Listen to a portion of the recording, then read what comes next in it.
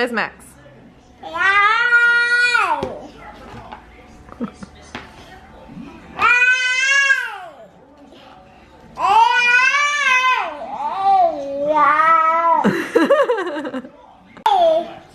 Where's Max? There he is. Where is he? Are you hiding?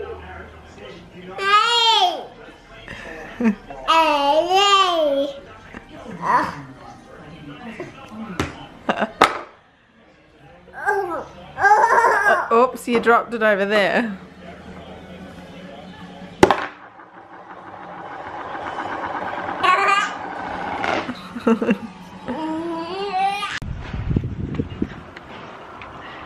We're walking to the Green Heart Fair.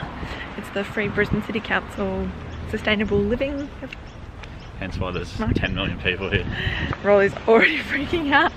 We've had to park a few streets away and walk, and Rolly's freaking out that there's going to be too many people.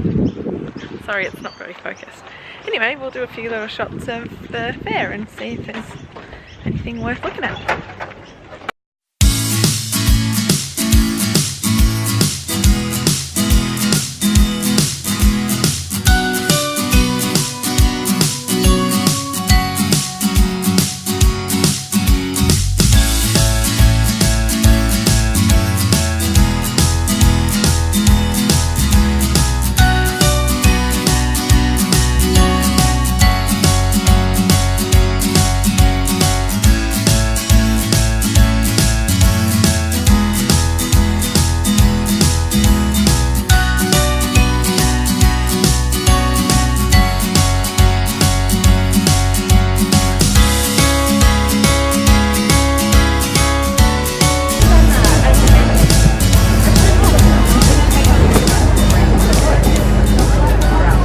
Balls, flushable wipes, tissues, toilet paper.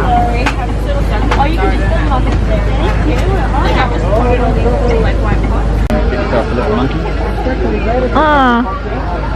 I want a monkey. I want a monkey. We had such a lovely time this morning at the Green Heart Fair. It was run by the Brisbane City Council. That noise in the background is Max playing with one of his little birthday presents. Yeah, so we had a really good time. There was lots of cool stuff there.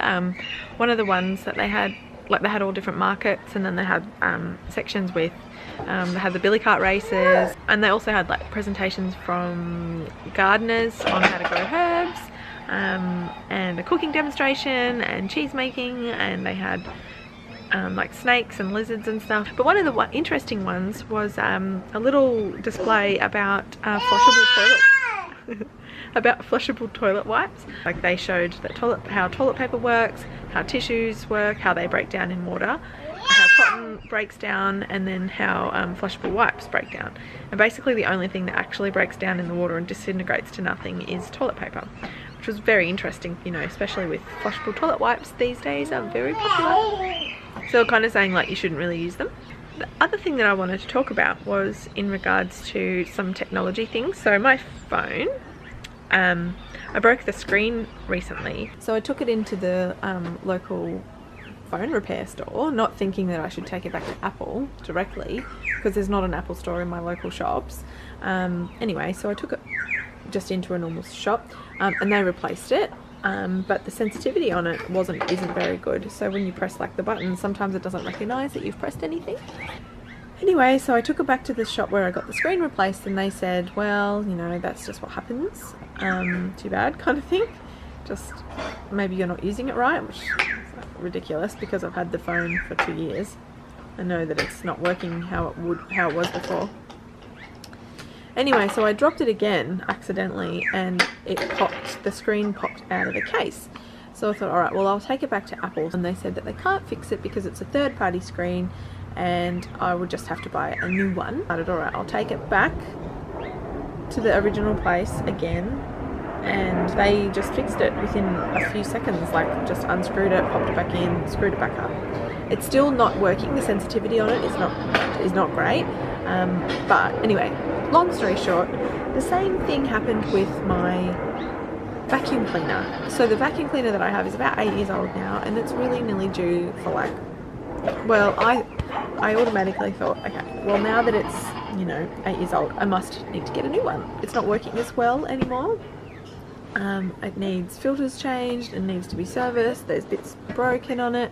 So I went into the shop and asked them about, I thought, okay, it's only 8 years old. It should last longer than that. I wonder if I can get it fixed or serviced.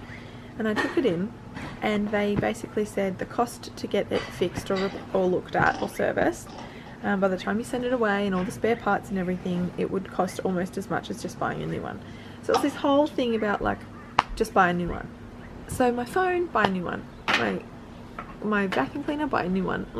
Recently my desktop computer has started crashing, and it's like, well, there's no point getting it fixed, because once you start getting them fixed, the same thing is happening with my phone screen. It's not sensitive anymore. You know, if you start playing around with computers and getting bits and bobs fixed, then things don't work how they should. Even though you go into the store and you buy something and you know, sign up for the longer warranties and whatever, like, they're not designed to last anymore, and they don't really support the parts. Maxie is being a terror. I guess my point with all of this is that there's this whole thing of obsolescence, like the social value of goods, and whether something is still valuable if it's not the latest model. And companies actually do have planned and perceived obsolescence, so they build they build it in, and they don't want you to get their things repaired. They just want you to buy a new one. And I mean, they're just being companies. That's the purpose of them operating. I was not really aware of my own habits of just, oh, my contract's up on my phone, I'll get a new phone every 2 years. So I must have been through a good 10 or 12 phones just in the last, you know, 15 years or whatever, however long it's been since I've had a mobile, which is so ridiculous to think about all of that waste. Anyway, so I guess I've been thinking about waste, and not just with food and clothes, but other kinds of waste, like electronic waste and other ways that we can reduce our consumption. All because of the issue, my latest issue of a magazine is out, and that is what it's all about. So I've been really like shocked into realizing what my own habits are, and I felt that I personally thought that we do a pretty good job in trying to keep our waste to a minimum, but turns out there are a lot of ways that we could really pick up our game.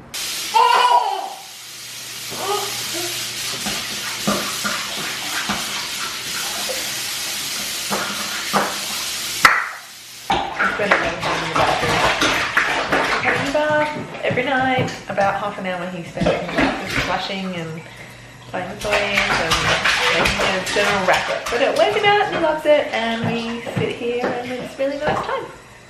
So this is me after dinner. So cute. Busy boy.